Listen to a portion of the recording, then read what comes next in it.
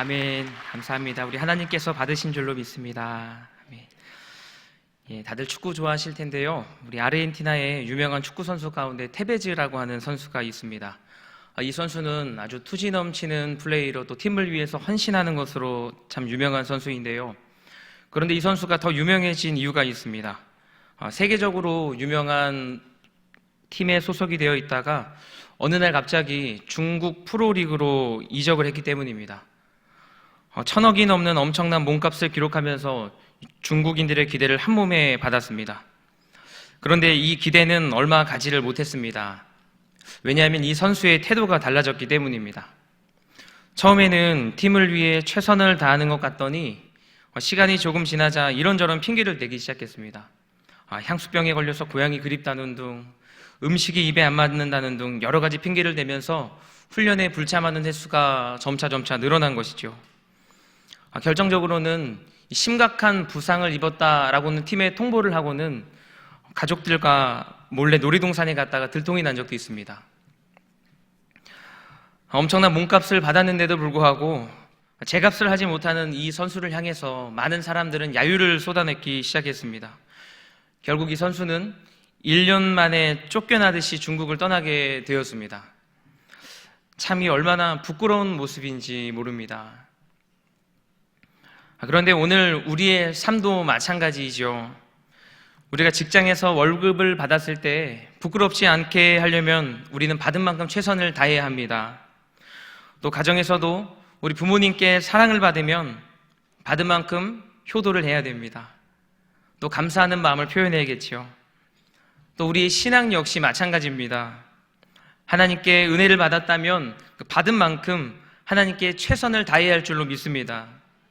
이미 많은 것을 받았는데도 불구하고 최선을 다하지 않은 삶은 앞선 이야기와 같이 참으로 부끄러운 일이 되기 때문입니다. 오늘 본문 말씀을 보시면 이스라엘의 5대 제사 가운데 하나인 이 화목제에 관하여서 말씀하고 있습니다. 이 화목제는 하나님과 인간 사이의 죄의 문제가 해결되고 또 다시 하나님과 화목을 이루게 되는 것을 감사하면서 드리는 제사입니다. 이스라엘 백성들은 하나님의 은혜로 애굽을 탈출하게 되었습니다. 하지만 이 광야 생활을 하면서 시시때때로 하나님 앞에 죄를 지었죠. 또 하나님께 불만을 쏟아내기도 했고 하나님 대신 우상을 숭배하기도 했습니다. 하나님은 그 모습을 볼 때마다 진노하셨고 또 때로는 가슴 아파하셨습니다.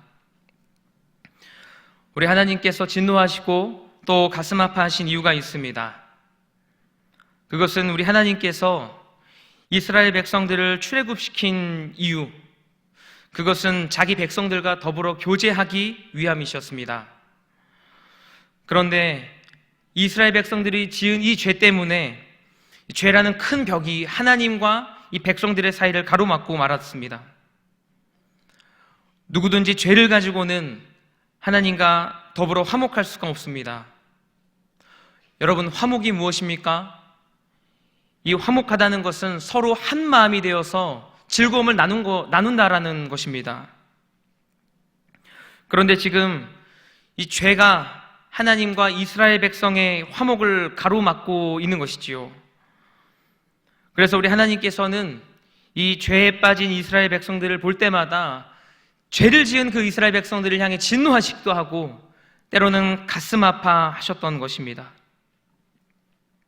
하지만 우리 하나님은 오늘의 이 화목제사를 통해서 이러한 문제를 해결해 주시고 다시 하나님께 나올 수 있는 기회를 주셨습니다. 여러분, 그렇다면 이 화목제 어떻게 하나님 앞에 올려드리는 것일까요? 먼저 이 화목제에 드리는 예물이 있습니다. 이 예물은 흠이 없는 소나 양 또는 염소와 같은 가축으로 드릴 수 있습니다. 또 이 제사를 준비하는 사람은 준비된 예물의 머리 위에 안수를 하고 또 이 회막문 앞에서 그 가축을 도살하게 됩니다. 이때 제사장들은 그 도살할 때 나오는 피를 받아서 회막 주변에 뿌립니다.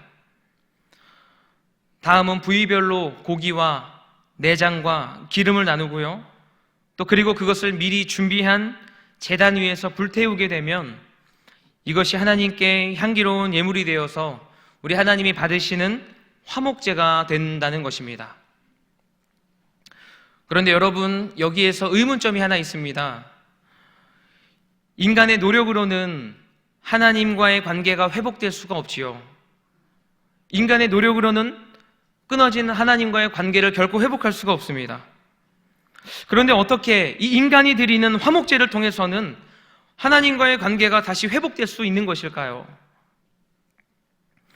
그것은 이 화목제 안에 깊은 의미가 담겨져 있기 때문입니다. 죄가 없으신 하나님께 나아가기 위해서는 반드시 이 죄의 문제가 해결되어야만 합니다. 그런데 성경은 분명히 이렇게 말씀하시죠. 죄의 삭은 사망이다. 그렇기 때문에 목숨을 버리는 희생이 없이는 죄의 삭을 치를 수가 없다는 것이죠. 그런데 하나님께서는 이 흠없는 가축이 흘리는 그 피를 통하여서 우리 하나님께 나아가는 우리 인간이 치러야 하는 죄의 삭으로 여겨주셨다는 것입니다. 그렇기 때문에 이 죄의 삭을 그 가축의 피값으로 해결한 이스라엘 백성들은 다시 한 번 더 하나님께 나아가고 하나님과 화목할 수 있는 은혜를 얻게 되었습니다. 그런데 여러분, 오늘 우리도 이와 같은 동일한 은혜를 누리고 있습니다. 우리 역시 참 많은 죄를 짓고 살아갑니다. 여전히 마음속에는 여러 우상들이 있지요. 또 하나님을 주인이라고 고백하면서도 행동으로는 하나님을 거역합니다. 그러면서도 우리는 죄를 지을 때마다 흠없는 가축을 잡아서 하나님께 드린 적도 없죠. 또 죄의 대가를 치른 기억은 더더욱 없습니다. 그런데 오늘 우리가 어떻게 이 자리에 나와서 하나님과 화목하고 또 하나님을 아버지라 부르면서 예배를 드릴 수 있습니까? 여러분, 그것은 우리의 죄의 값이 이미 지불되었기 때문입니다. 우리를 위해 친히 화목제물이 되어 하나님과 화목케 하신 흠없는 어린 양, 바로 예수 그리스도께서 우리의 죄값을 치르신 줄로 믿으시기를 바랍니다. 예수님께서 짊어지신 그 십자가, 사실은 그 십자가는 우리가 짊어져야 하는 십자가였습니다. 예수님의 손에 박힌 그 커다란 못은 사실은 죄밖에 모르는 우리의 손에 박혀야 되는 못이었습니다.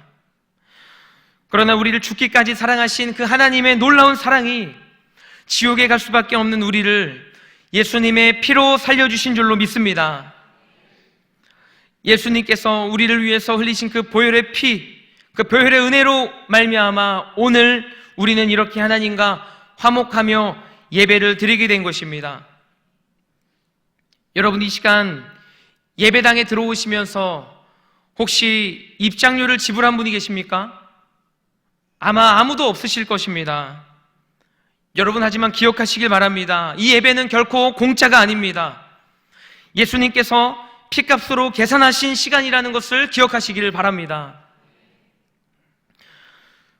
그렇다면 지금 우리들은 어떤 마음으로 이 예배를 드리고 계십니까? 예수님의 피값이 아깝지 않을 정도로 최선을 다하여 예배를 드리고 계십니까? 하나님과 화목을 누리며 기뻐하고 계십니까? 사실 많은 분들이 이 예배를 극장에서 영화를 보는 것처럼 관람하실 때가 참 많이 있습니다. 아니, 때로는 이 영화보다 못한 대우를 하는 분들도 계십니다. 우리가 영화관에서는 적어도 핸드폰 하지 않죠. 하지만 많은 분들이 예배 시간을 또한 이용하여서 핸드폰 하시는 분들 많이 계십니다. 또 영화는 우리는 스토리를 놓칠까봐 조금이라도 늦으면 안 되겠다라는 마음으로 늦을 것 같으면 택시를 타고서라도 갑니다. 하지만 예배는 늦어도 우리는 노심초사하지 않습니다. 하지만 여러분, 이제는 이런 우리의 예배 태도가 달라져야 할 줄로 믿습니다. 예수님께 부끄럽지 않은 예배자가 되어야 할 줄로 믿습니다. 예수님의 피값에 걸맞는 이 최선을 다한 예배, 그것을 우리 하나님께서 받으시는 예배이기 때문입니다. 그렇다면 어떠한 예배가 우리 하나님이 받으시는 최선의 예배가 될까요? 우리가 이것을 알아야 더 이상 부끄럽지 않은 예배자가 될 줄로 믿습니다. 첫째로 최선의 예배는 예수 그리스도를 의지하는 예배입니다. 우리 다 함께 본문 2절의 말씀을 읽어보도록 하겠습니다. 그 예물의 머리에 안수하고 회막문에서 잡을 것이요 아론의 자손 제사장들은 그 피를 제단 사방에 뿌릴 것이며. 아멘. 지금 오늘의 본문은 이 화목제물로 소를 드리게 될 때를 설명해 주고 있는데요, 먼저는 흠없는 소를 회막문 앞까지 끌고 옵니다. 지금으로 말하면은 교회 입구 거기까지 끌고 온다는 것이지요.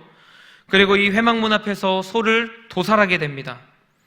그런데 이때 도살하기 이전에 한 가지 절차를 거쳐야 됩니다. 바로 이 예물의 머리 위에 손을 얹고 안수를 하는 것입니다.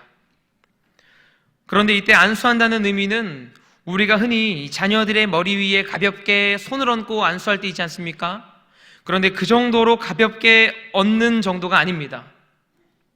이 원어의 표현으로 안수라는 단어를 살펴보면 이 뜻은 자신의 온 몸을 의지할 정도로 힘있게 누른다라는 의미입니다. 자신의 몸을 온전히 그 예물 가운데 의지할 정도로 힘있게 누른다는 것이지요. 여러분, 나를 대신해서 이 화목제가 될 예물을 힘있게 의지한다는 것이 어떤 의미가 있겠습니까? 이것은 우리 자신이 스스로 하나님께 나아갈 수 없다는 것을 인정하고 나를 대신해서 이 죄값을 치러주시는 화목제의 예물, 곧 예수 그리스도를 전적으로 의지해야 한다는 것인 줄로 믿으시기를 바랍니다. 오늘도 우리는 우리의 힘만으로는 하나님께 나아갈 수가 없습니다.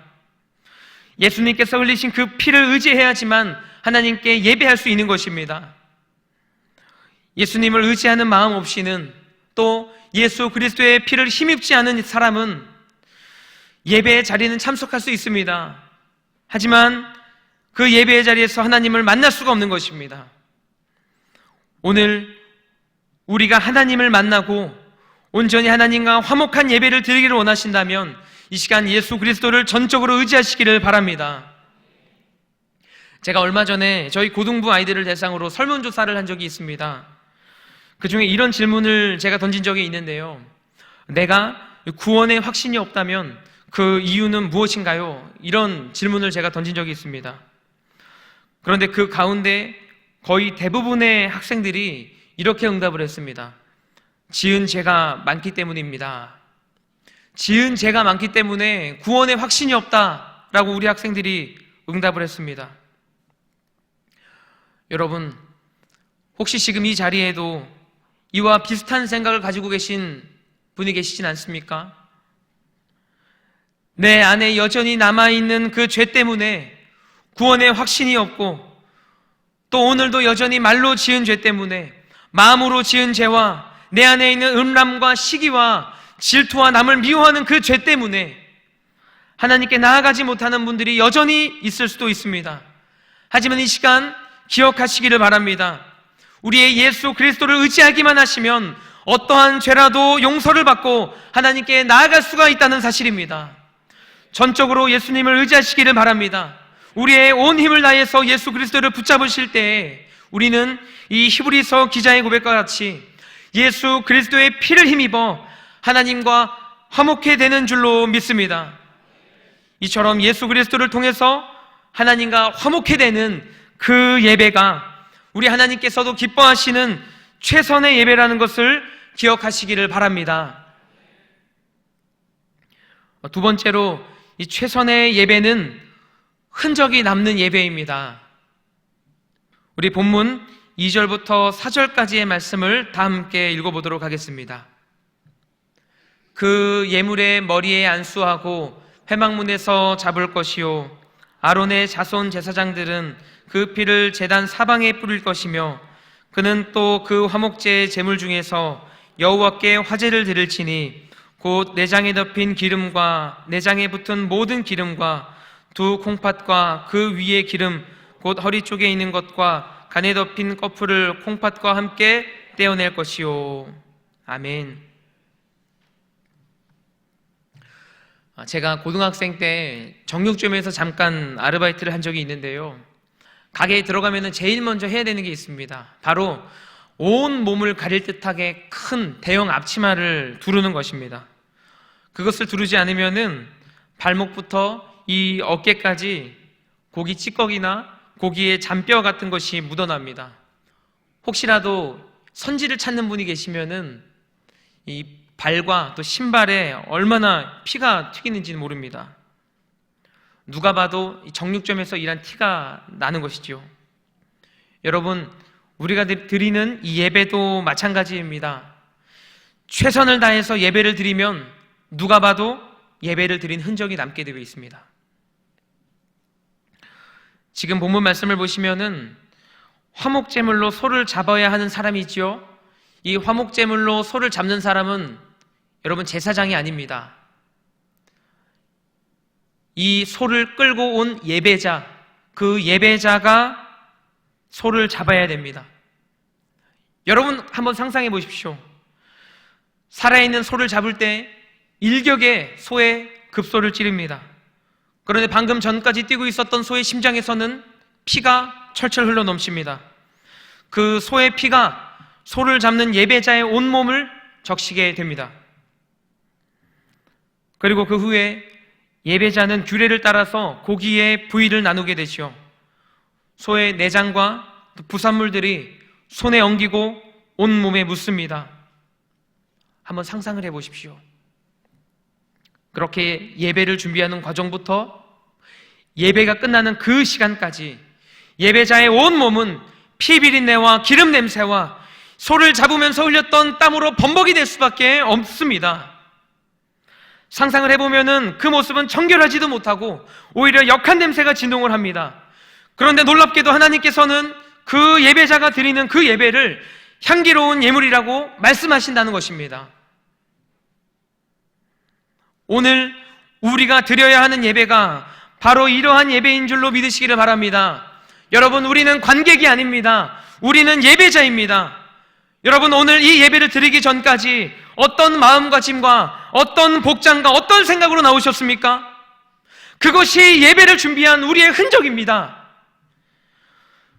우리 예전에 담임 목사님께서 하신 말씀이 기억이 나는데요, 우리 목사님께서 토요일만 되면은 주일 예배를 준비하시면서 목욕탕에 가서 목욕을 하신다는 겁니다.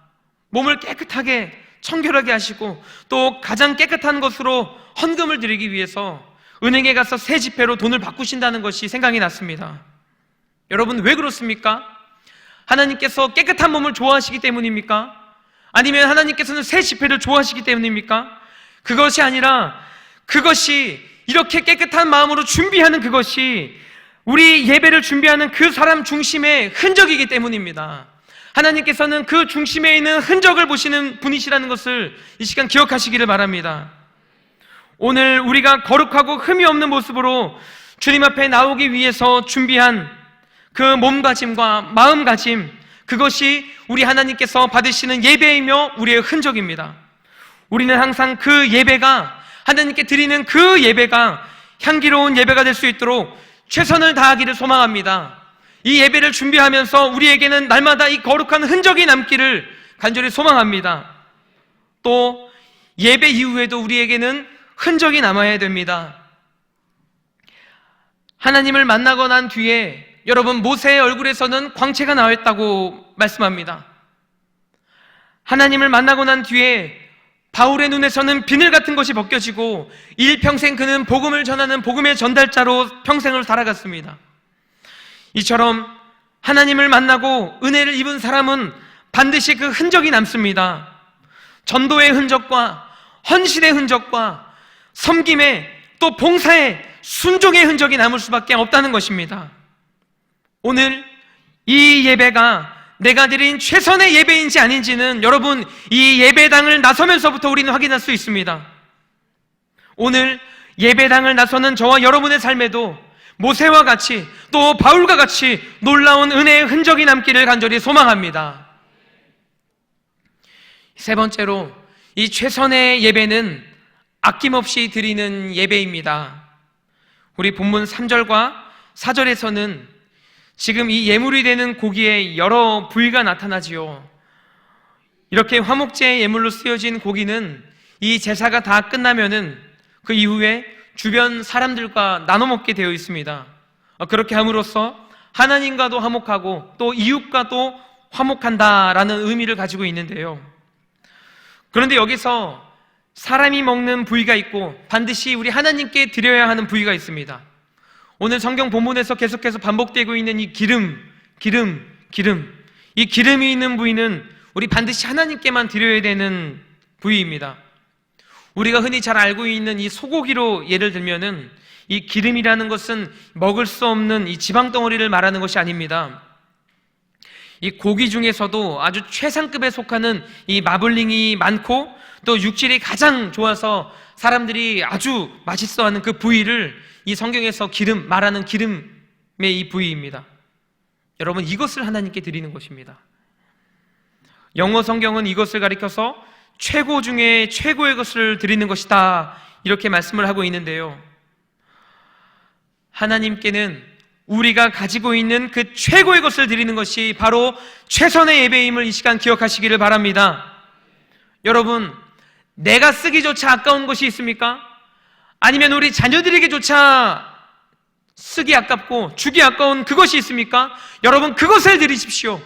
그것이 바로 하나님의 것이기 때문입니다. 남는 시간이 아니라 내가 아끼고 나에게도 가장 소중한 그 황금 같은 시간을 떼어서 주님 앞에 드리시기를 바랍니다. 저는 우리 청소년 아이들에게도 참 많이 하는 이야기가 있는데요. 시험 기간 되어도 아무리 바빠도 꼭 너희들 부서 예배 드리기 위해서 최선을 다해라. 저는 이런 얘기를 합니다. 제가 이런 말을 하는 이유가 있습니다. 최선을 다해서 예배 드리는 것을 배우기도 전에 차선책을 알게 되면 여러분, 차선책을 맛본 아이들은 절대로 최선을 다해 예배 드릴 수가 없기 때문입니다. 그렇기 때문에 우리가 가진 이 황금 같은 시간, 우리가 가진 최고의 것으로 주님 앞에 최선을 다한 예배를 드리시기를 소망합니다. 여러분, 지금 이 저녁 예배에 우리 고등학생, 중학생, 많은 청소년 아이들이 나와 있는데요. 이 아이들을 보면 참 귀합니다. 여러분, 그리고 분명히 이 아이들의 인생은 우리 하나님께서 책임지실 줄로 믿습니다. 왜냐하면 지금 이 아이들은 자기 인생의 가장 귀한 것을 주님 앞에 드리고 있기 때문입니다. 우리의 자녀들까지도 주님께 드릴 수 있기를 바랍니다. 여러분, 아브라함의 인생이 아니라 하나님 앞에 그 드림받은 이삭의 인생을 한번 생각해 보십시오. 하나님께 드림이 된 그 인생을 우리 하나님께서는 책임을 지셨습니다. 여러분, 예수님을 위해서 가장 귀한 것, 향유 옥합을 부은 그 여인을 기억하시기 바랍니다. 여러분, 이 여인이 가진 것이 많아서 예수님께 드렸습니까? 아니면 넉넉한 형편이기 때문에 주님 앞에 드린 것입니까? 예수님께 받은 사랑이 너무나도 커서 최고의 것을 드리지 않고서는 견딜 수 없는 마음이 주님께 기쁨이 된 줄로 믿습니다. 이와 같이 우리가 가진 최고의 것으로 드리는 예배가 하나님께서 기뻐하시는 예배인 줄로 믿습니다. 여러분, 실제로 있었던 이야기인데요. 이 두 형제가 있었습니다. 이 두 형제는 어린 나이에 부모님을 여의고 말았습니다. 그 뒤로 형은 더욱더 큰 책임감을 느끼게 되었고 그 책임감을 느끼며 착실하게 인생을 살아갔습니다. 그리고 믿음을 갖게 되었고 하나님을 신실하게 믿고 경외하는 그리스도인이 되었습니다. 그런데 동생은 정반대의 삶을 살았습니다. 늘 사고를 치고 폭력을 일삼으면서 점점 더 악의 구렁텅이로 들어간 것입니다. 그러던 어느 날 다급한 발자국 소리와 함께 동생이 현관문을 열어 젖혔습니다. 그리고 그 현관문 앞에 서 있는 동생의 온 몸에는 피로 물이 들어있는 것입니다. 피에 물든 동생이 벌벌 떠면서 그 현관문 앞에 서 있습니다. 기어이 그날 동생이 사람을 죽인 것입니다. 그 모습을 빤히 쳐다보는 이 형은 무슨 영문인지 다급하게 자신의 깨끗한 옷을 벗고 그 피 묻은 동생의 옷과 바꿔 입기 시작합니다. 그리고 불과 몇 분 뒤에 이 살인범을 잡기 위해서 경찰들이 방 안으로 들이닥쳤습니다. 이렇게 살펴보니 지체 없이 범인을 바로 알아보고 그 피 묻은 옷을 갈아입은 형을 범인으로 여기고 곧장 잡아갔습니다. 그리고 너무 잔인한 사고였기 때문에 바로 이 형은 사형 선고를 받게 되었습니다. 사형이 집행되는 날 불과 며칠이었지만 이 교도관들은 매일 기도를 하고 하나님을 경외하는 저 사람이 살인범이 아님을 직감적으로 알게 됩니다. 그러나 사형은 집행될 수밖에 없었고 사형을 당하는 형의 마지막 부탁을 들어주게 되었습니다. 그 마지막 부탁, 집에 있는 동생에게 마지막으로 내가 쓴 이 편지를 전해주십시오 하는 부탁이었습니다. 그리고 사형이 집행되었습니다. 이 형은 세상을 떠났습니다. 그리고 그동안 집에만 숨어 있었던 동생은 전해진 편지를 받고서야 이 형의 사형 소식을 듣게 되었습니다. 삶에 대한 후회가 밀려오고 형에 대한 미안함과 그리움이 밀려옵니다. 주체할 수 없는 감정을 가지고 동생은 이성을 잃고 교도소로 뛰어가서 소리칩니다. 제가 범인입니다. 사실은 제가 사람을 죽였습니다. 소리쳤지만 그 사형을 집행한 교도관이 말합니다. 돌아가라. 내 죄값은 이미 치러졌다. 돌아가라. 이 괴로운 마음을 가지고 집에 돌아온 동생, 아직 읽지 않은 마지막 편지의 한 장수를 넘기게 됩니다. 그리고 그 편지의 마지막 한 줄이 동생의 인생을 바꿔놓게 되었습니다. 그 마지막 한 줄은 이렇게 적혀 있었습니다. 사랑하는 동생아, 내가 너의 옷을 입고 죽었으니 너는 나의 옷을 입고 살아다오.